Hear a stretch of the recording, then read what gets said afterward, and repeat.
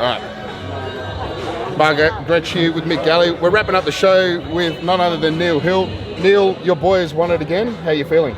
I'm mostly really happy for William. Last year, obviously, he was a very, very close second, so obviously to come back to Australia. And actually, you know, Australia is very personal to me and William because we actually started working together 5 years ago. And the very first show we actually worked together was Tony's show 5 years ago, and William came second place again then. So to come second and come second again, and then obviously this year take the title for him, especially with him battling to, you know, in Columbus only a couple of weeks, you know, further back, to come here to Australia and finally win this Australian title and obviously represent the IFBB Pro League, and also Tony Docherty and everything that Tony's doing in Australia is an amazing and wonderful thing for both of us. Yeah. I was actually in Columbus last week, a couple of weeks ago as well. It was very, very close. Yeah. I thought today was a convincing winner. He was extremely full, but he was the only guy we noticed on stage who wasn't sweating. Right. So he was very, very tight. Yeah, So, I mean, you guys changed much from Columbus to now? I mean, I obviously manipulate multiple things, from obviously water to carbohydrates to essential minerals, etc. And I'll manipulate things based around how William is looking at a present time. So, you know, I never actually know what I'm going to do with any of my athletes on the day of the show until I see them, obviously, on the morning of the show. So everything I do is basically based from probably every 4 to 5 hours, especially within the last 2 to 3 days. So, you know, if you can manipulate properly from water to sodium to essential minerals, and obviously there's a fine balance between carbohydrates, etc., what your body requires and needs to keep that fullness, but at the same time maintain that refinement which is needed. Obviously there's multiple aspects, and that's really where the science comes down. But obviously I've been working with William now for 5 years, so I pretty much know William's body inside out. What's next for William now? Do you think you're going to do any shows leading up to the Olympia, or just going to rest him and wait till that? Yeah, definitely no more shows until the Olympia, to be honest with you. You know, we were really hoping that we could defend that title and regain that title, obviously, and hold on to that title in Columbus. And to me, I felt that we brought an amazing package to Columbus, to be honest with you, you know, and it's been pretty hard on William walking away from Columbus and not regaining that title. I know that he found it very, very, very hard, to be honest with you. And obviously, you know, we made the commitment to come to Australia months and months ago, so we were always going to come here.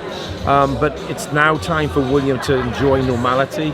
You know, his wife, Sue, to be, they've already got a 10-month little girl, Abigail, and she's also pregnant again. She's 12 weeks. Oh, wow. Yeah, so obviously he needs time now to enjoy normal family time and be a father again and be a proper husband, because even though William, you know, knows how to balance life, when you go into a pre-contest mindset, obviously things are not always the same as they were. So obviously now he's able to push bodybuilding aside and concentrate on what really is the most important things in life, and that's actually living. Does that make sense? That's right, yeah. So we haven't even thought about or even talked about the plans for 2019 Olympia. That's something we won't even discuss for a month or so, to be honest. I think that's what makes you such a good coach, is making Uh-huh. sure that they do have that balance in life, and they're making sure that they realise what their priorities are. And no, that's really good that you think that way. Do you think William can get bigger, or do you think it's all about refinement from now on? I never actually try to put muscle on William's frame, you know, like he doesn't need to put 1 pound or 1 ounce on, but ultimately William is an athlete, and when you look at bodybuilding in general, people go to the gym because they're inspiring to change their physiques, yes? It's also a way of life, and it's also, in some forms, it's some form of, say, it gives you some form of mental stability, because it is a time that you have in your present day which allows you to escape in your own little world. And bodybuilding obviously allows you to build a physique. That doesn't necessarily mean that you're going to build a physique which is sometimes better. But to answer your question, we're not looking to put more muscle on his frame. It's all about, you know, creating a blend of balance and refinement and all muscle groups. And I'm not just saying it here because I'm William's coach. To me, he's the most refined three-dimensional athlete on the IFBB Pro League. You know, you look at bodybuilding, you look at muscle. If you look at William's physique from top to toe, it's full, it's refined, it's separated. There's no areas which are lesser defined or lesser refined.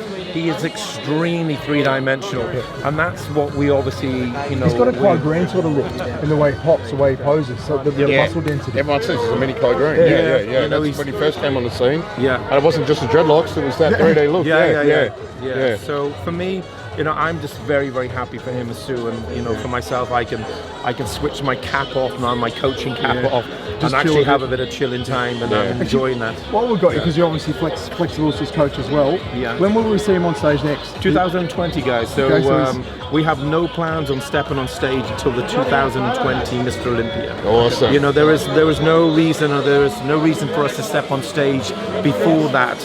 And when I say that, is to my knowledge, he's already given a lifetime buy to not have to qualify again, because obviously he's a multi-champion, you know, Mr. Olympia, and to my knowledge, I think if you win the Olympia, it allows you to compete in the Olympia without qualifying. So it doesn't serve any purpose for us to step into a pre-contest environment before we need to, because ultimately it's all about building muscle and density, and well, he's keep moving that to the overall opens balance. now. He has to grow. Yeah, that's so, right. You know, and again, I literally came off a call with Flex probably 4 hours ago.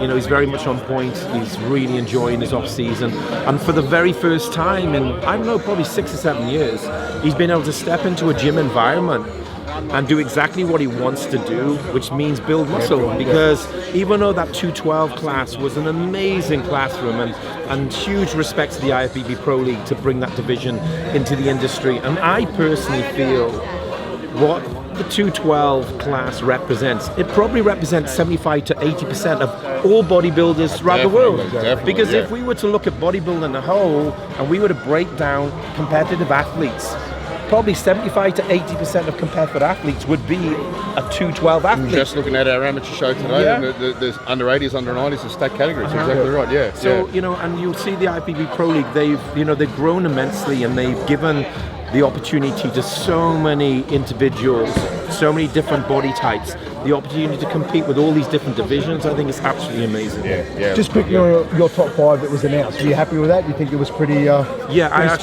I actually thought it was a very, very spot-on decision, to be honest with you. I felt the judges did really well to compare the Australian athletes against each other, and I don't think anybody can argue with their placings today whatsoever. I'm really happy to see Cedric. You know, I just wanted to say something about Josh. I want to say something about Rowley, and I want to say something about Cedric.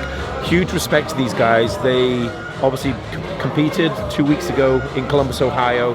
Didn't, you know, bring their best. I'm not saying we saw the best of Rowley Winkler today, because we didn't. But what we did see is a better version of Rowley this week than we did 2 weeks ago. The same as Josh as well. You know, it's great to hear, you know, all the home crowd of Australia get behind Josh, and all of the athletes around Australia. You know, and Australia is personal to me, not just because I said it was the first show that me and William competed against or coached together as athlete and coach, but I actually lived in Australia when I was 12 weeks old. My parents emigrated to Brisbane, and I lived in Brisbane from the age of 12 weeks old until I was 4. So Australia is very personal to me. You have a lot of Australian clients now too. Like you're looking after a teeth. Is it a teeth that you're looking after? I have that many. I do remember names, guys. So yeah, I do remember names, but I've got a strong database of athletes and I wouldn't say fans, because I don't think fans is the word, but people who maybe follow me, and I'm obviously very grateful for that. That's good to see. Look, thanks for the wrap up. Thanks, guys. Congratulations again for your client and good friend winning today. Appreciate it, guys. Awesome. Thank you very much. Take it easy. Make sure you check out these guys on all their socials, and make sure that you subscribe to all these guys are doing in the industry, guys. It's great for me to be able to stand here and represent the IFBB Pro League, but also have the opportunity to meet the amazing gentlemen like this. Excellent. Thank you very much, mate. Thank you. Thanks, guys. You're a legend. What a good bloke. Thank you. What a good guy.